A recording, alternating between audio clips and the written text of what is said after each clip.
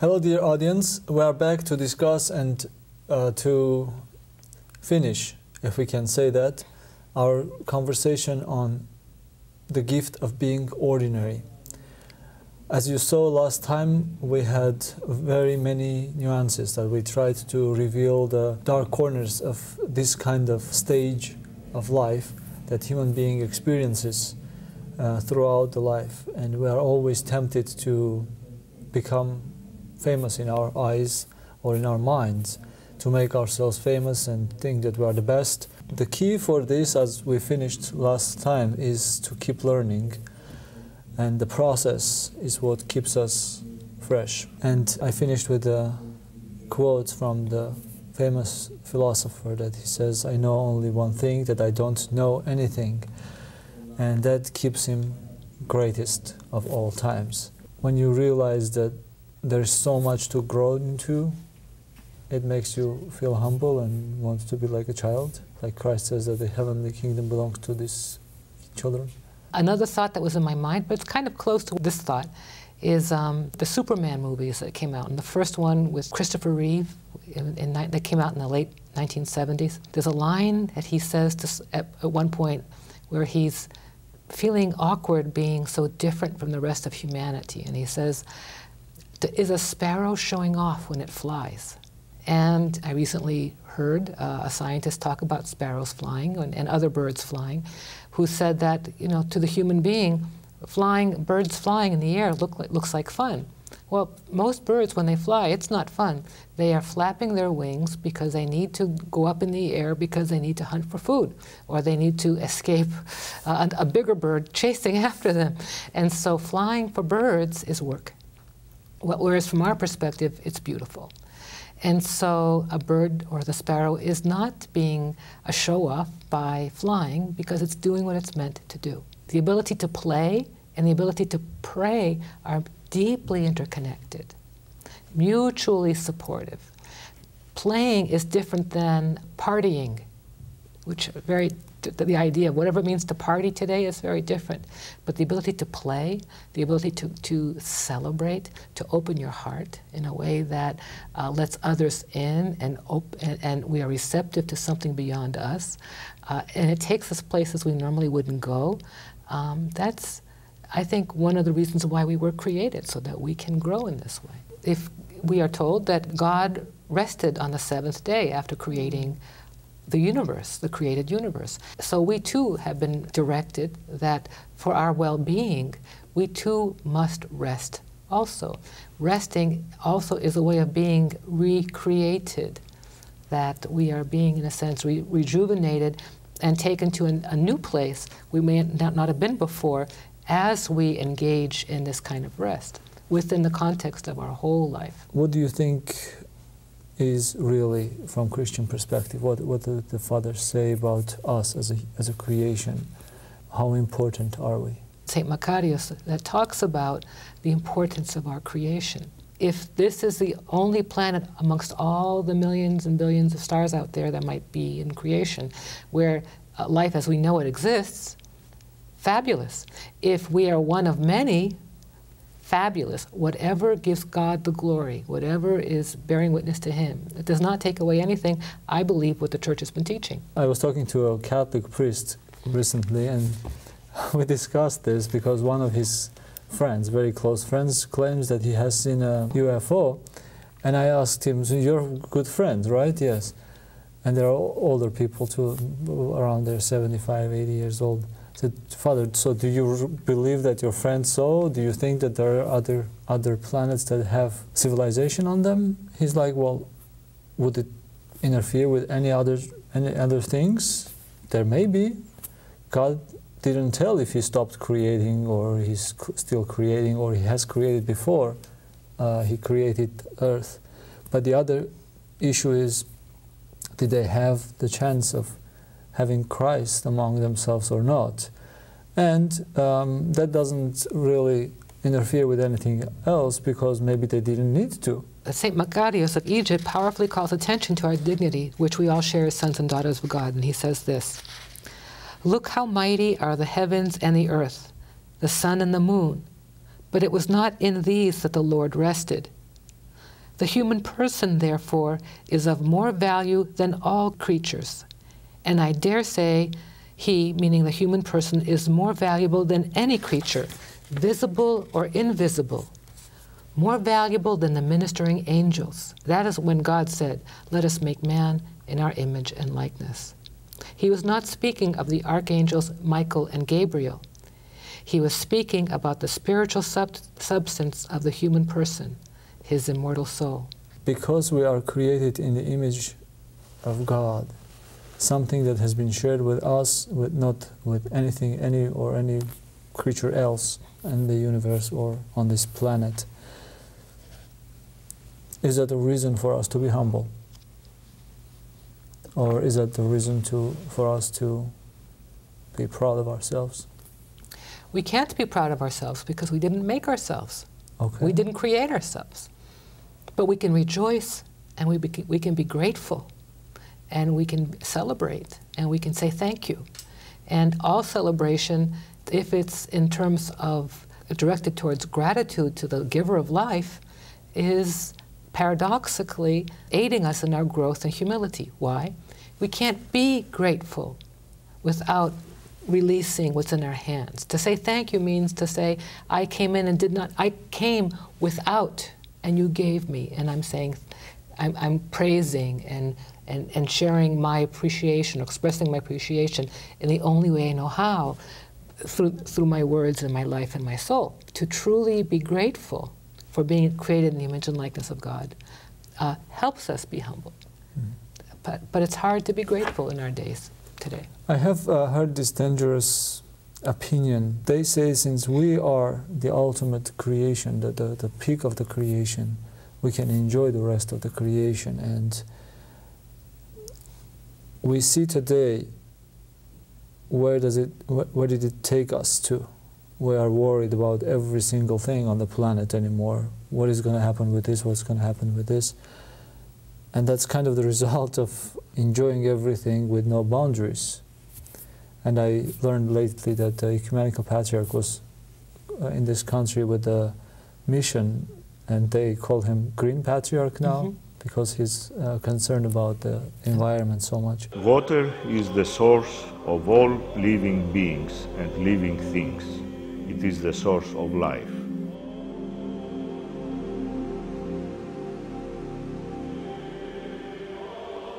Indeed, the world's oceans abound with the gift of life.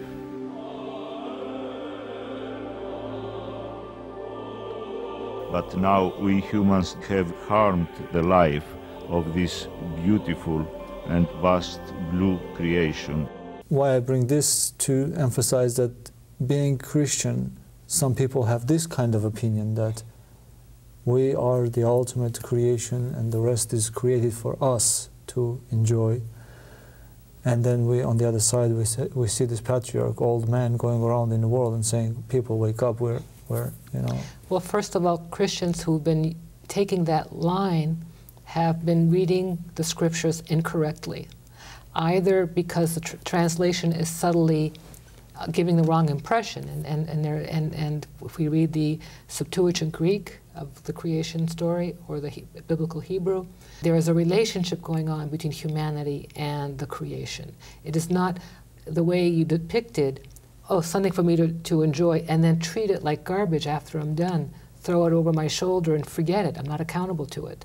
There is an accountability with creation that we have, as well as one another, and of course with the living God. This is an important distinction in how we approach the created world. The created world we are to enjoy, and we are accountable to God for it. We are its stewards. It's an antithetical to the gospel, antithetical to the will of God, to treat the creation as something I can plunder. This is a verbal icon of plundering, not serving, not being a good steward. Being ordinary also applies to this level, because if you feel you are ordinary, doesn't matter if you are the peak of the creation, then you relate with the rest of the world as an ordinary relationship, and Right, humble we're good neighbors. relationship. We're Yes. good neighbors. We leave the planet better. It would be good to leave the planet better than we found it. That's what a steward does. A steward looks around and isn't just passive. A steward looks around and tries to leave the place better than he or she found it. And so, are we doing that in our daily lives, the gift of being ordinary? Are we enjoying the creation given to us and at the same time somehow leaving it better than when we found it? Or at least not worse? This is a silly example, but what makes me the exception not to pick up my doggy's poop when I take my doggy out for a walk? What does that mean? There are times we all make mistakes, but as a matter of course, what does it mean when I'm not responsible for my household, including my doggy when I take him walking out in the streets? It's important to try to be accountable to my neighbors and to clean up after my doggy. But this principle is important to apply on many, many, many, many levels in our lives. When we give people so much credit, we demand from them to be extraordinary. For example, we want our spiritual leaders to be very special. Sometimes this goes beyond the boundaries, and it demands from that person to act certain way, to be certain way. The reason I say this is because last years of Soviet regime, the patriarch was very separated from the nation because he couldn't reach them directly. He wasn't allowed to. And then right after him, we get a patriarch who is a teacher in his nature. And he goes everywhere. The first thing he does after his election to visit every single village in Armenia. Every Thursday, he visits to the university to give lectures to the university students. Every Tuesday, he goes to the cathedral in the capital and gives sermons to the people. Every Saturday morning, he comes to the cathedral of the Mother Sea and gives speeches to his own faithful, who are elderly ladies who come like early Saturday mornings to the service.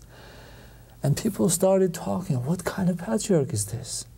He's too friendly. And they started making stories about him. He wanted to be ordinary. He walked out of his residence and talked to the students. How are you doing? How extraordinary being ordinary is. We demand from someone to pretend extraordinariness, to stay up there. Don't mess with us. Don't come with us. Don't come and walk with us. We want you up there because we want you to take care of us. If you are with us, who's going to take care of us? You're raising an important issue, but walking with us, that's a beautiful phrase I want to think about, because that's also being ordinary, and that Jesus says that the kingdom of heaven is filled with the least from among us. What is that saying to all of us? That hang out with the least, whatever that means, hang out with the least. It points to God's understanding of priorities, where the first are last and the last are first, where Jesus came to serve, not to be served, and that he calls all his friends and followers to do likewise in their lives, wherever life may take them. When people treat anybody of authority in a way that separates them not necessarily for healthy boundaries or whatever that might mean, so that the work can be done and people can get the rest they need, but when that takes on a life of its own, it's feeding the wrong kind of order.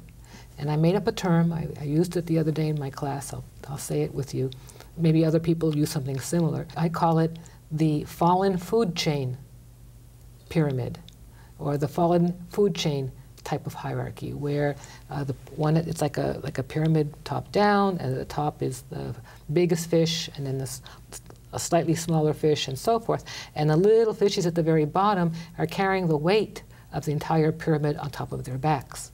And unfortunately, this is how a lot of structures on the planet have been functioning for centuries, and many still function, and some better, some less better. This is not the kind of hierarchy or pyramid that the gospel is bearing witness to.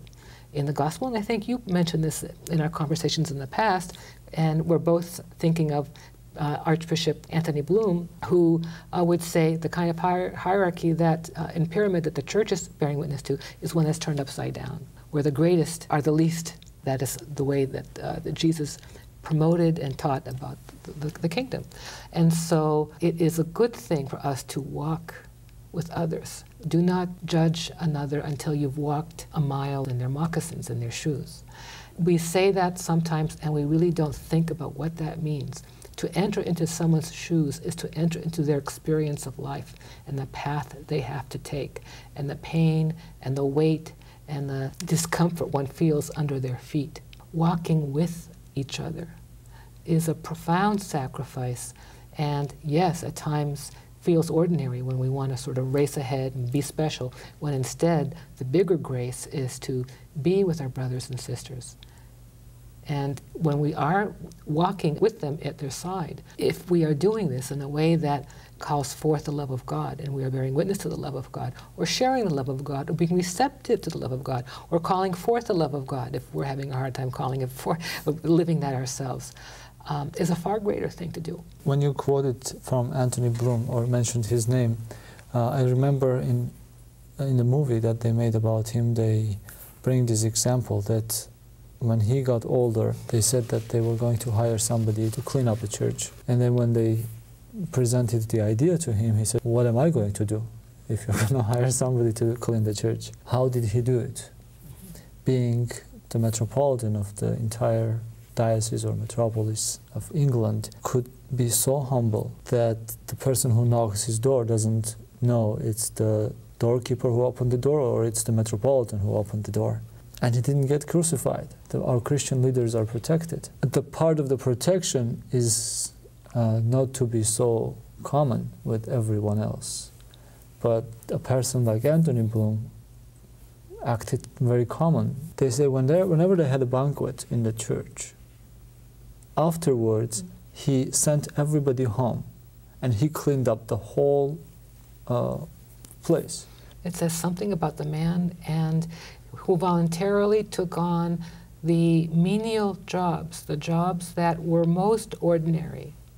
And they became a place for him where perhaps the extraordinary found its way more deeply into his heart.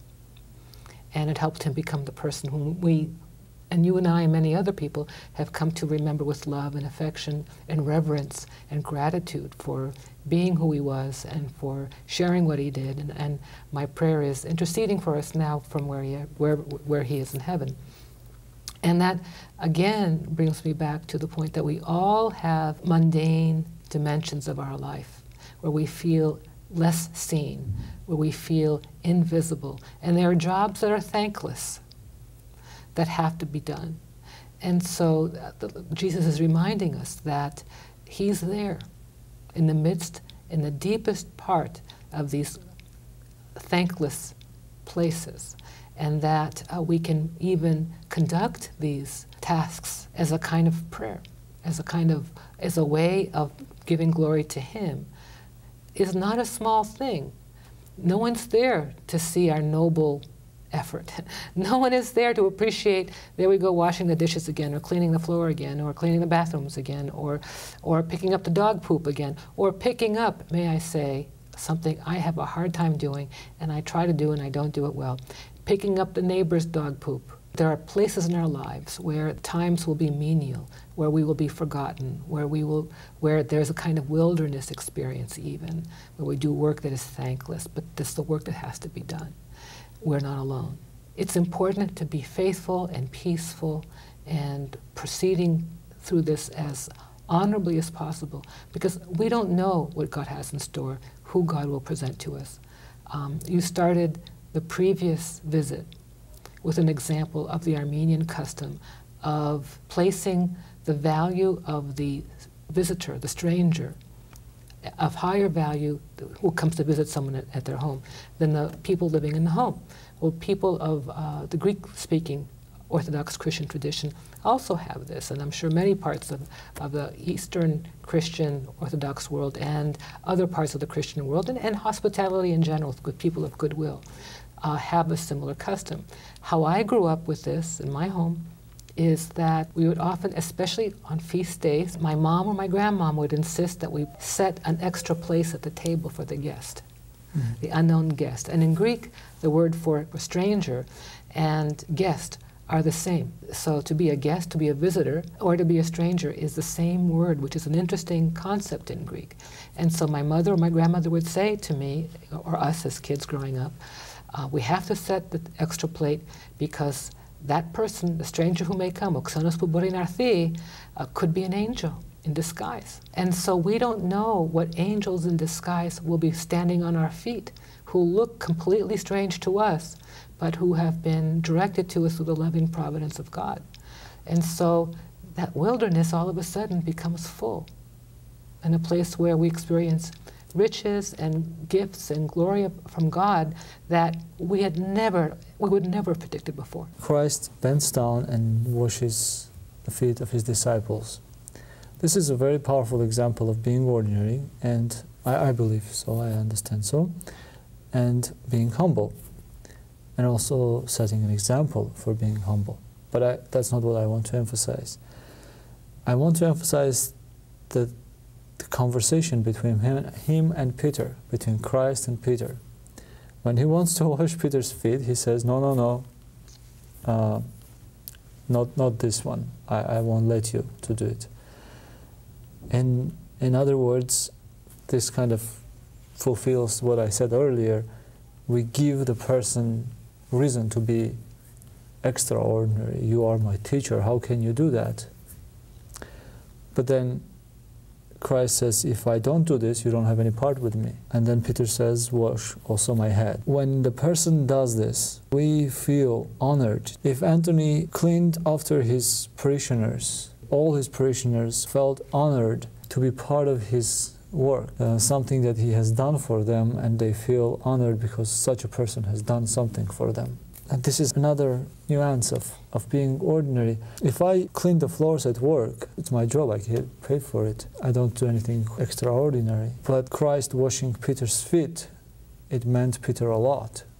That's why he said, wash my head also. When you said the story about Peter and Jesus washing his feet, and he was saying no, I understood that. At least, I see that no, you're the teacher, you're the rabbi, you're the boss. You can't be washing my feet. Jesus was turning, again, giving another example of the hierarchy of God, the hierarchy of the kingdom of heaven, the reign of God, turns earthly hierarchies upside down. That here is the boss, here's God, washing his feet, which is the most humble of humble gestures done by the servants when people are welcomed in someone's home of the time. What I'm impressed with is that Peter allowed himself to be corrected.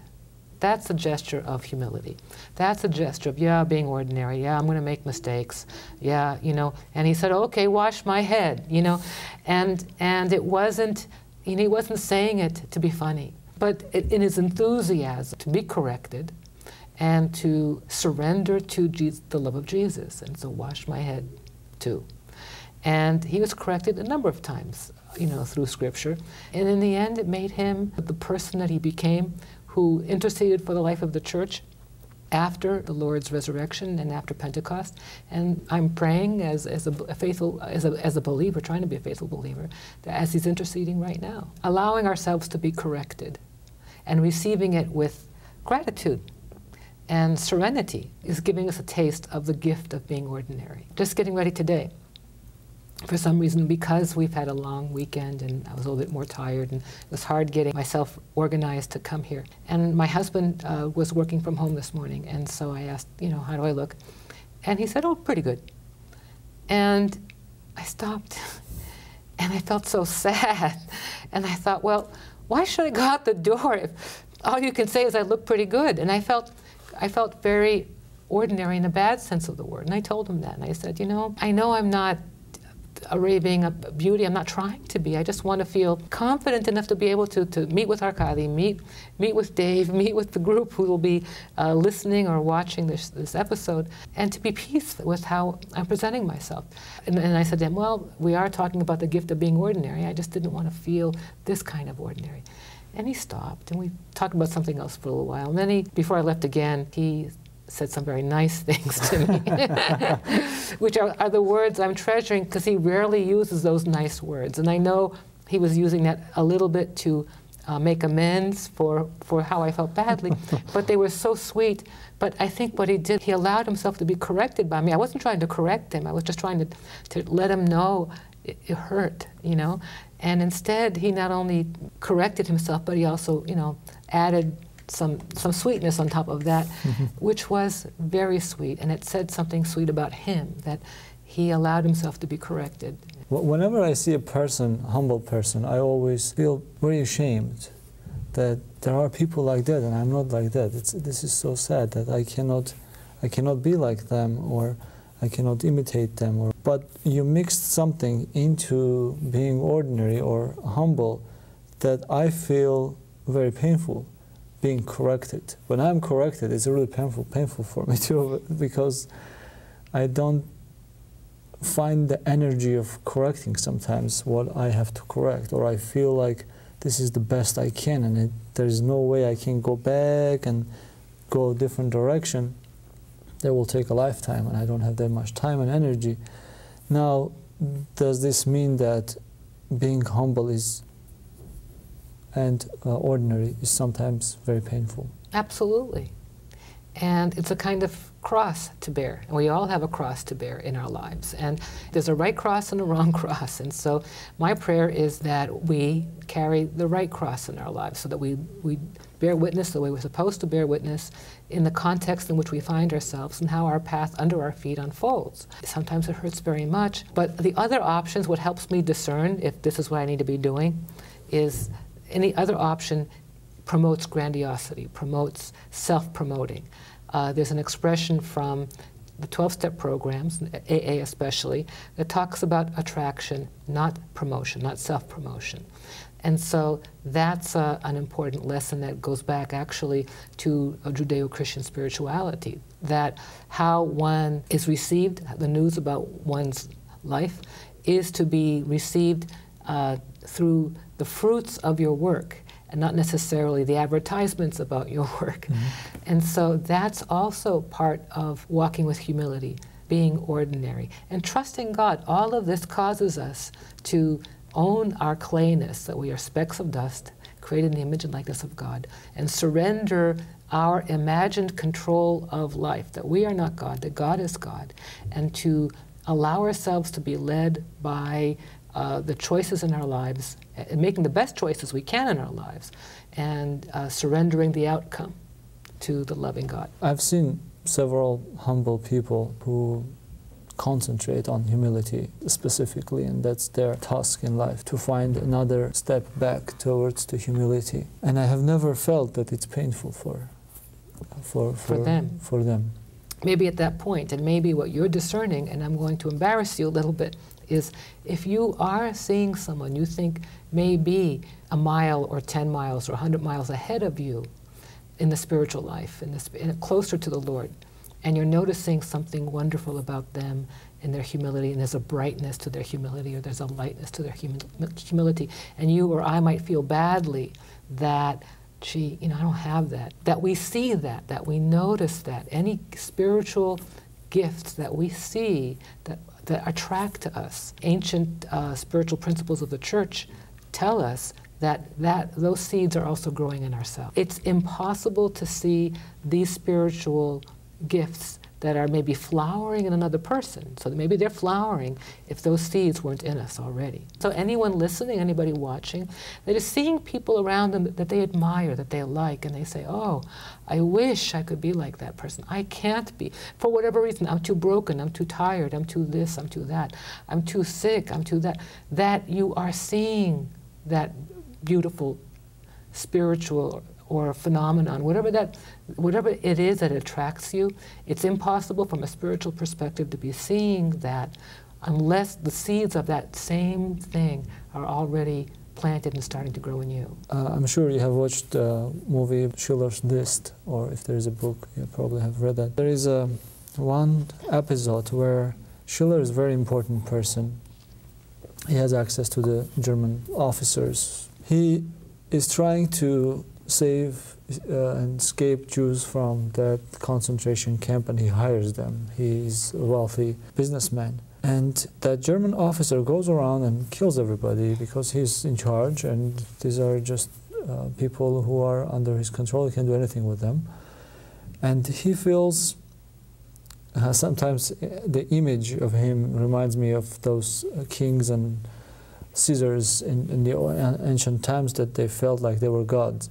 So he feels like he's the god of that concentration camp, and he can do anything with them he wants. And Schiller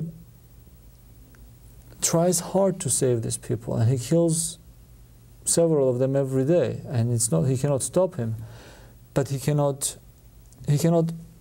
immediately stop him and command him to stop, because he's above him. He may kill him too. But there is a respect, so he's looking for common grounds to bring him to his senses. And he gives him the idea of forgiveness. He says, you have tried everything. You're basically the boss here, and you can do anything you want. Have you ever tried to be forgiving? Have you experienced the feeling of forgiving somebody who has committed something against you? I know that you hate these people, and they do stupid things, you know, they're bad, but have you ever experienced that? He says, no, I haven't experienced that kind of feeling. How does it feel to forgive someone? And then the next day he goes into his house and finds that this Jewish kid is in his house trying to steal something. And that's unheard of. They're staying miles away from him. And he takes out his gun and is ready to shoot him, and then he remembers what Schiller told him. And he goes to him and says, holds the gun on him and says, "You're forgiven, get out of here." And then he goes out into the streets and threatens everybody, and then he forgives them. Go, I'm not going to kill you this time. I'm not going to kill. So he starts playing. He tries to feel how it feels, how great it feels. You can be so high, you can forgive someone. In a sense, he's not forgiving because he's humbling himself, but he forgives someone to show his power of being able to do that. He was doing it over and over again, kind of like Jane Sullivan and Helen Keller. She was saying water, water, water many times in her hand, over and over again, until eventually Helen Keller understood or appreciated or learned that this is a way to communicate, this is a way to touch and be touched by and influence and be held by the bigger world. Yeah. And so, you know, in a sense, that was coming to my mind as you were talking about the scene, that he was going out experimenting or pretending to be forgiving, going out and sort of scaring people with the gun and then letting them go say, I forgive. I was hoping that maybe something like that would have happened, that, oh, what am I doing? But with him, it sounds like it was just pretend, and his heart of ice didn't thaw. Mm-hmm. Helen Keller's example works, but there is a teacher and student strong relationship. She is determined to work it out. In this case, he's just by himself, and there is this Schiller who is kind of trying to impose some ideas on him. Well, remember, Helen Keller was only 7 years old when this event happened, which is an enormous event. Mm-hmm. With Schindler and this officer, the head of the camp, it sounds like he may have had the same kind of determination Jane Sullivan had, if not more, because he was seeing the carnage going on at the same time, and how hard he must have tried to, from various angles, try to melt even a facet of the hardened, ice-cold heart of this person. And all I could see is in the pretending was almost like entertainment. But even then, hearts have been melted. But when that happens, when we enter into our own, when our hearts of ice, hearts of stone, hearts of lead, mm-hmm. start turning to hearts of flesh, we engage more deeply our own humanity, that own gift of being ordinary, the way God wanted us to be, bits of clay created in His image and likeness, His sons and daughters, where oftentimes when that starts to melt or become flesh, there is a resulting flood of tears, or a resulting flood of a release of energy or compunction or a major shift in one's whole sense of reality and place in reality as a result of that, which did not happen with this person.